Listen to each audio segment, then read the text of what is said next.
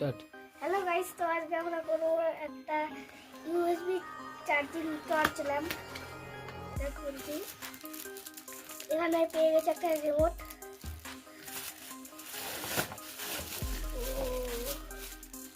এটা এখানে টাচ করলেও বন্ধ হয়, টাচ করে ধরে রাখলেও বন্ধ হয়ে যায়।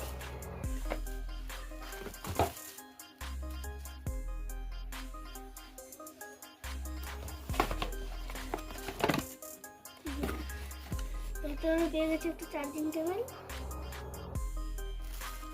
আর এই রিমোটটা।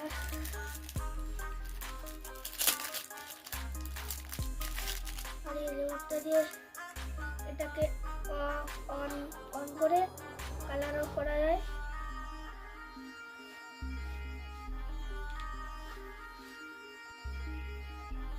এই দেখুন আমরা লাইট বন্ধ করে দেখাচ্ছি।